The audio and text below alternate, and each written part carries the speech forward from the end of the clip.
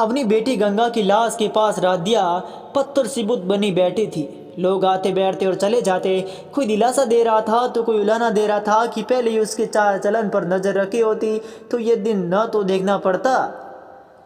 लोगों के यहाँ झाड़ू बर्तन करने वाली रतिया चाहती थी कि गंगा पढ़े लिखे ताकि उसे अपनी माँ की तरह नरक सी जिंदगी न जीनी पड़े। इसीलिए पास के सरकारी स्कूल में उसका दाखिला करवाया था। पर एक दिन भी स्कूल न गई गंगा। मजबूरन उसे अपने साथ ही काम पर ले जाती।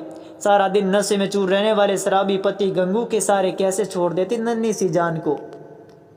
गंगू सारा दिन नशे में चूर रहता, फिर शाम को रदिया से पैसे छीनकर ठेके पर जाता, वापस आकर मारपीट करता और नन्ही गंगा के सामने ही रदिया को अपनी वासना का शिकार बनाता। यही सब देख देख कर गंगा बड़ी हो रही थी। अब उसे अपनी माँ के साथ काम पर जाना अच्छा नहीं लगता था। बस गलियों में इधर उधर घूमना फिरना, काजल बिंदी लगाकर मावा मत वाली चाल चलती। गंगा को जब लड़के छेड़ते तो उसे बहुत मजा आता।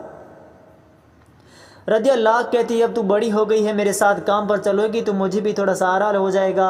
गंगा तुनक कर कहती, माँ मुझे सारी जिंदगी ये सब करना है, थोड़े दिन तो मुझे मजे करने दे। अरे कल मुई मजे के चक्कर में कहीं मुंह काला मत करवाना, मुझे तो तेरे रंग ढंग ठीक नहीं लगते। ये क्या अभी से बन सवार कर घूमती फिरती रहती है। इस पर गंगा बड़े लाड से रदिया के गले में बाहें डालकर कहती, माँ मेरी सब सहेलियाँ तो ऐसे ही सज सज कर घूमती फिरती है, फिर मैंने थोड़ी काजल बिंदी लगा ली तो कौन सा गुनाह कर दिया। तू चिंता न कर माँ, मैं ऐसा कुछ न करूँगी। पर सच तो यही था कि गंगा भटक रही थी। एक दिन गली के मोड़ पर अचानक पड़ोस में रहने वाले दो बच्चों के बाप नंदू से टकराई तो उसके तन बदन में सिहरन सी दौड़ गई। इसके बाद वह जानबूझकर उसी रास्ते से गुजरती और नंदू से टकराने की पूरी कोशिश करती।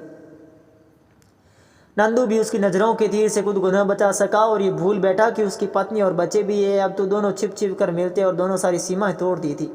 पर इसको और मुस्क कब छिपाए छिपते हैं। एक दिन नंदू की पत्नी जमुना के कानोती के बाद पहुंच ही गई तो उन्होंने रदिया की खोली के सामने खड़े होकर गंगा को खूब खोरी कटी सुनाई। अरे गंगा बाहर निकल, अरे कल मुई तूने मेरी गृहस्थी क्यों उजाड़ी। इतनी आग लगी थी तो चक्कला खोल कर बैठ जाती, जरा मेरे बच्चों के बारे में तो सोचा होता। नाम गंगा और काम देखो करम जली के।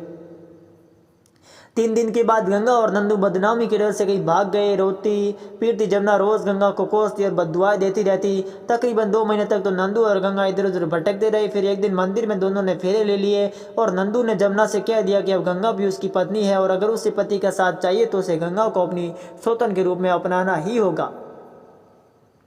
मरती क्या न करती जमुना, उसे गंगा को अपनाना ही पड़ा। पर आखिर तो जमुना उसके बच्चों की माँ थी और उसके साथ उसने शादी की थी, इसलिए नंदू पर पहला हक तो उसी का था।